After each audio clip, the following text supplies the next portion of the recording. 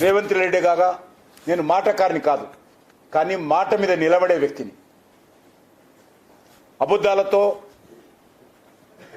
మోసపు మాటలు మాట్లాడే వ్యక్తిని కాదు. అధికారం కోసమో పదవుల కోసమో పార్టీలు మారిన వ్యక్తిని కాదు.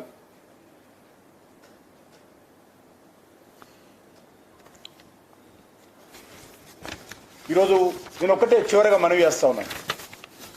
మీరు గత 2.5 సంవత్సరాలుగా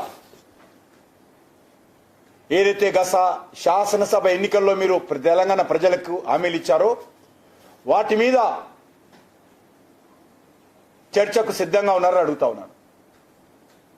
ప్రెస్ క్లబ్లో చర్చకు వస్తావా, లేకపోతే అసెంబ్లీ ముందు తెలంగాణ అమరవీరుల స్తూపం దగ్గర చర్చకు వస్తావా? నేను సిద్ధంగా ఉన్నాను. ఈరోజు ఏ గ్యారంటీ అమలు చేశామని అడుగుతా ఉన్నాను.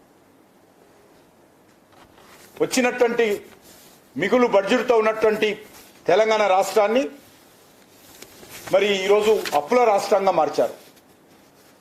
బీఆర్ఎస్ హయాంలో, కాంగ్రెస్ పార్టీ హయాంలో ఒకే రకమైనటువంటి పరిపాలన, ఒకే రకమైనటువంటి దోపిడీ, మరి దోచుకోవడము, దాచుకోవడము, తెలంగాణ ప్రజలను వంచడము.